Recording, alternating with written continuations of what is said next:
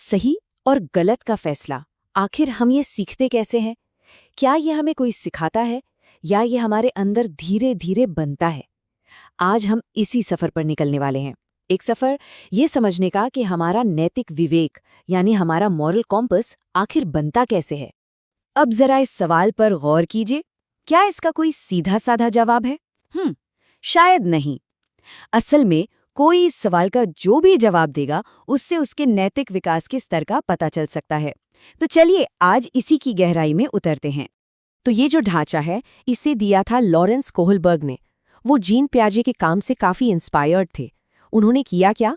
उन्होंने बच्चों को कुछ कहानियां सुनाई, उन्हें ऐसी मुश्किल नैतिक दुविधाओं में डाला और फिर ये समझने की कोशिश की कि आखिर ये बच्चे सही और गलत का फैसला करते किस आधार पर हैं।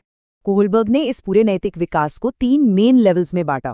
पहला प्री कन्वेंशनल, दूसरा कन्वेंशनल और तीसरा पोस्ट कन्वेंशनल। और मजे की बात यह है कि हर लेवल के अंदर भी 2 स्टेजेस हैं। तो चलिए एक एक करके इस पिरामिड पर चढ़ते हैं और इन्हें समझते हैं। तो सबसे पहला लेवल है प्री कन्वेंशनल मोरालिटी यानी पूर्व परंपरागत नैतिकता। ये आमतौर पर छोटे बच्चों में करीब 9 साल की उम्र तक देखने को मिलती है। इस लेवल पर सही गलत का फैसला अंदर से नहीं आता बल्कि बाहर से तय होता है। मतलब इनाम मिलेगा या सजा मिलेगी, बस इसी से। यानी इस स्टेज पर बच्चे सोचते हैं कि अगर कुछ करने से इनाम मिल रहा है तो वो सही है और अगर डांट या सजा मिल रही है तो वो गलत है। सिंपल। नियम किसी बड़े ने बनाए हैं और उन्हें बस मानना है, सवाल नहीं करना। इसके अंदर जो पहला स्टेज है वो है ओबीडियंस एंड पनिशमेंट का, मतलब बस सजा से बचने के लिए नियम मानो। लेकिन दूसरे स्टेज में सोच थोड़ी सी बदलती है। यहाँ बात आ जाती है मेरे लिए इसमें क्या है वाली। एक तरह का लेन देन कि अगर तुम मेरे लिए कुछ करोगे तो मैं तुम्हारे लिए करूंगा। पूरा फोकस अपने फायदे पर होता है। जैसे ये उदाहरण देखिए, मैं अपने भाई बहन को नहीं मारूंगा क्योंकि मुझे टाइम आउट मिल जाएगा। यहाँ बच्चा इसलिए नहीं रुक रहा कि मारना गलत बात है, नहीं, वो इसलिए रुक रहा है क्योंकि उसे सजा का डर है। मतलब मोरालिटी पूरी तरह से कॉन्सिक्वेंस यानी परिणाम पर टिकी हुई। अच्छा, तो बचपन से आगे बढ़ने पर क्या होता है? तब हम आते हैं दूसरे लेवल पर, कन्वेंशनल मोरालिटी यानी परंपरागत नैतिकता। ये अक्सर नौजवानी यानी अडोलेसेंस और शुरुआती वयस्कता में देखने को मिलती है।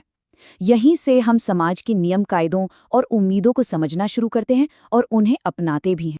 और यहीं पर एक बहुत बड़ा शिफ्ट आता है। अब फोकस सिर्फ अपने फायदे पर नहीं रहता। अब जरूरी हो जाता है कि दूसरे हमारे बारे में क्या सोचते हैं, उनकी नज़र में अच्छा कैसे बना जाए और समाज का जो ताना बाना है वो कैसे बना रहे। इसके अंदर का जो तीसरा स्टेज है वो है गुड बॉय या गुड गर्ल वाला। मतलब हम वो काम करते हैं जिससे लोग हमें पसंद करें, हमारी तारीफ करें। फिर आता है चौथा स्टेज, जहां सोच और बड़ी हो जाती है। अब सिर्फ लोगों की पसंद नापसंद नहीं बल्कि पूरे समाज की व्यवस्था जरूरी हो जाती है। कानून का पालन करो ताकि सोसाइटी ठीक से चल सके। जैसे ट्रैफिक लाइट पर रुकना। अब कोई इसलिए नहीं रुकता कि चालान कट जाएगा, बल्कि इसलिए रुकता है क्योंकि उसे पता है कि ये नियम सबके लिए जरूरी हैं। अगर कोई इनका पालन नहीं करेगा तो सड़कों पर केओस यानी अराजकता फैल जाएगी। अब आते हैं कोहलबर्ग के सिद्धांत के सबसे ऊंचे, सबसे एडवांस्ड लेवल पर। यह है पोस्ट कन्वेंशनल मोरालिटी। और कोहलबर्ग का मानना था कि ज्यादातर लोग इस लेवल तक पहुंच ही नहीं पाते। यहाँ पहुंचकर इंसान की नैतिकता की समझ बहुत गहरी हो जाती है। वो ये समझने लगता है कि नियम और कानून समाज के लिए हैं, लेकिन वो पत्थर की लकीर नहीं है। कभी-कभी न्याय, समानता और मानवाधिकार जैसे बड़े और सार्वभौमिक सिद्धांत वो किसी भी कानून से ऊपर हो सकते हैं। इसके 5वें स्टेज में लोग कानून को एक सोशल कॉन्ट्रैक्ट, एक सामाजिक समझौते की तरह देखते हैं। मतलब ये समाज की भलाई के लिए है और अगर जरूरत पड़े तो इन्हें बदला भी जा सकता है। और फिर आता है छठा यानी आखिरी स्टेज, यूनिवर्सल एथिकल प्रिंसिपल्स का।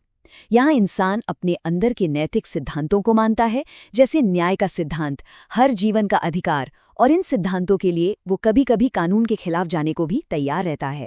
तो ये थी कोहलबर्ग की थ्योरी। काफी प्रभावशाली है ना? लेकिन क्या ये परफेक्ट है? जी नहीं।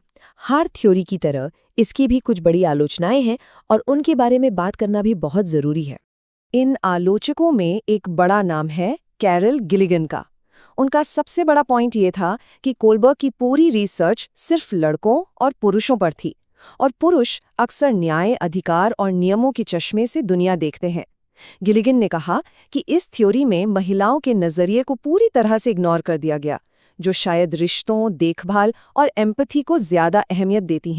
तो कोलबर्ग के इन स्टेजेस की इस यात्रा के बाद ये सवाल तो उठता है कि हमारा अपना नैतिक कंपस किस ओर इशारा करता है। हमारे फैसले कहाँ से आते हैं? क्या सजा के डर से, या समाज में फिट होने की चाहत से, या फिर हमारे अपने बनाए हुए गहरे सिद्धांतों से? ये एक ऐसा सवाल है जिसका जवाब शायद हम सब अपनी पूरी जिंदगी तलाशते रहते हैं।